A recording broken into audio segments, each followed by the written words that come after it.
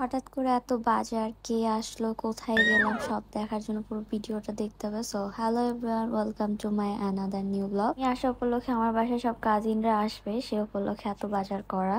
So কাজিনের হাজবেন্ডরা সবাই আসছে বাসায়।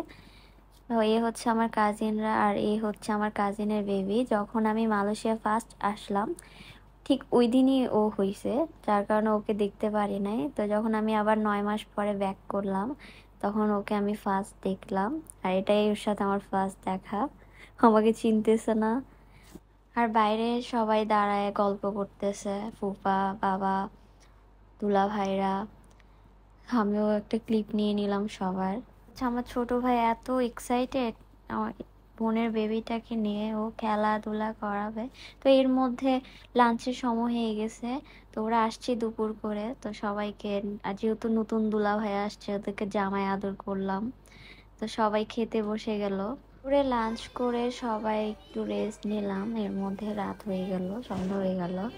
তো আপুর বেবিটাকে নিয়ে সবাই খেলাধুলা করতেছে, ওকে 3D লাইট ওপেন করে দিলাম। তো এর মধ্যে রাতে ঘুমানোর আগে সবাই বসে আবার একটু আড্ডা দিলাম, কথা বললাম। তো ওই দিন রাতে আবার আমার বাবা পুকুরে পানি সব ফেলে মাছ ধরবে ওরা আসার উপলক্ষে।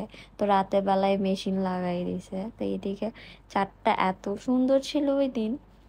সব পানি ফেলতে ফেলতে সকাল হয়ে যাবে, যার কারণে আমি বাসায় গিয়ে ঘুমায় পড়লাম। তো সকালে ভোরে ঘুম থেকে উঠে দেখি ওদের মাছ ধরা অলরেডি শেষ। এসে জাস্ট আমি একটা ক্লিপ নিলাম, আর কিছুই দেখতে পেলাম না। এই যে মাছ। আর ও হচ্ছে আমার ছোট ভাই, ও খুব শখে গিয়ে মাছ ধরতে গেছে। মাছ তেমন বেশি একটা ভালো পায় নাই।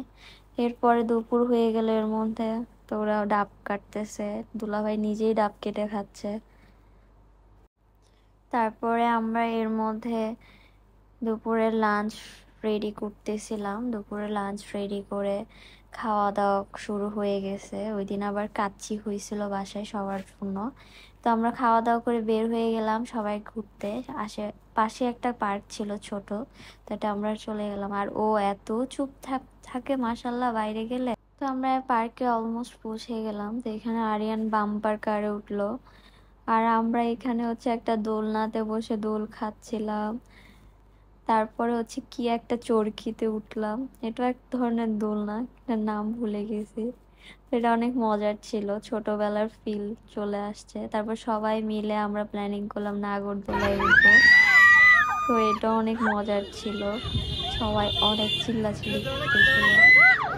তো এই ছিল আজকের ব্লগ। সবাই ভালো থাকবেন, সুস্থ থাকবেন, আল্লাহ হাফেজ।